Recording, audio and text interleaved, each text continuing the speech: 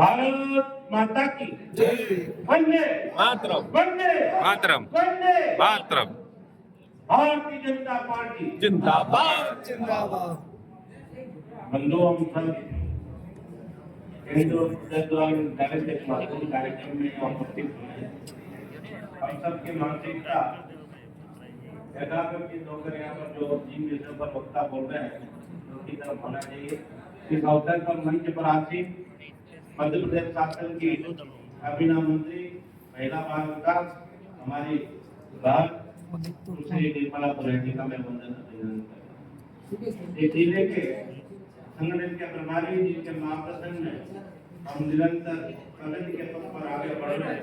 जैसे हरियाणा जी यादव का भी वंदन अभिनंदन करता हूँ।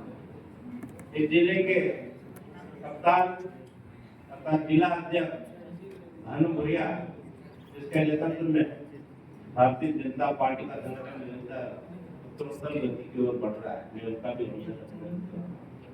यहाँ पर उपस्थित हमारे महामंत्री राम सिंह जी, गौरव जी और भी हम सबको जिन्होंने मार्गदर्शन दिया है, अजजा मोर्चे के ये विधायक रहे हैं, वक्ता भी है, कोई सा भी विषय कभी भी दे तो बोल सकते हैं। तो कह रहे थे कि मैं बोल नहीं पा रहा, मेरे को थोड़ा अच्छा नहीं लग रहा। लेकिन जी हर विषय में बोल सकते हैं बिना दे एक प्रधान वक्ता है अन्ना क्षेत्र के लोकप्रिय नेता भी, जैसे मैं उनका वंदन करता हूँ।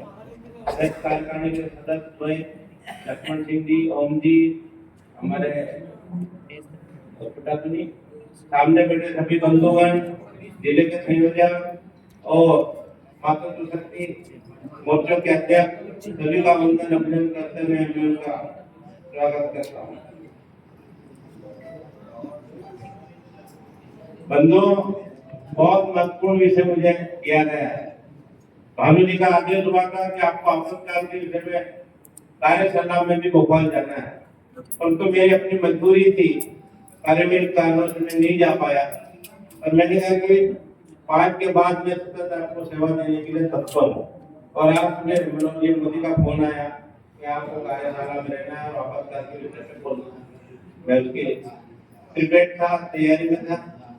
आप सबको मालूम होगा आज देश के अंदर जो वर्तमान में हालत है, संविधान की दुहाई देने वाली वो कांग्रेस, उस कांग्रेस के नेता प्रतिपक्ष राहुल गांधी पॉकेट में संविधान की डायरी रखते हैं और वो डायरी है कि नहीं संविधान की वही जाने, और उसको लेकर सदन से लगाकर हर स्टेट में वो भरते हैं और संविधान की दुहाई देते हैं।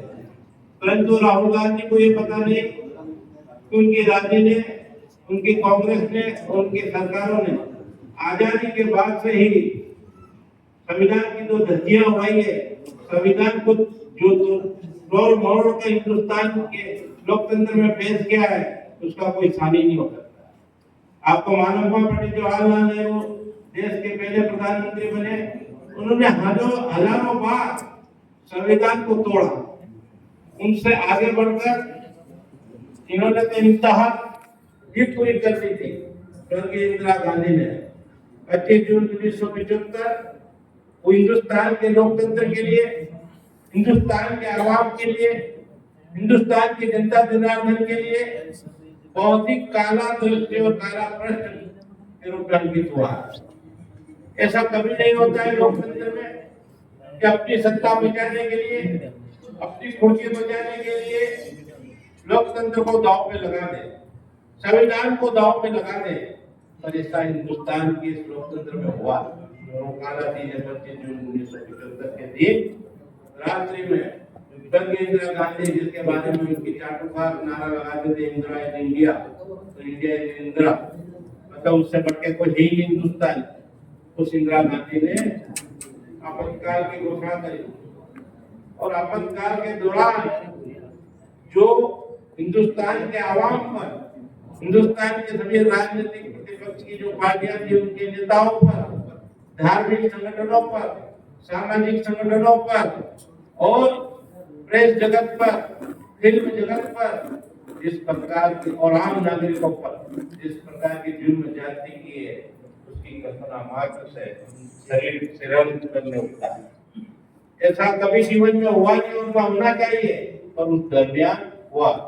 जरा सा कोई शब्द इंदिरा जी के खिलाफ बोल देता था, चाहे वो युवा अवस्था में विद्यार्थी परिषद का कार्यकर्ता हो, विश्व हिंदू परिषद का कार्यकर्ता हो, बजरंग दल का कार्यकर्ता हो, भारतीय जनसंघ का कार्यकर्ता हो, प्रतिपक्ष में जितने भी दल उनके कार्यकर्ता सबको बुक कर दिया जाता।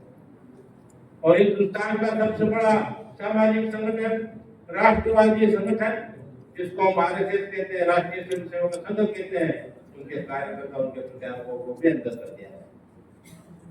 पूरा भयावह दृश्य फिल्म जगत के हीरो किशोर कुमार के गानों पर बैंड लगा दिया गया। ऐसे कई अकल्पनीय वाक्य हुए उस दरमियान, जिसको सुनकर देखकर बड़ा मन विचलित हो जाता है। उसका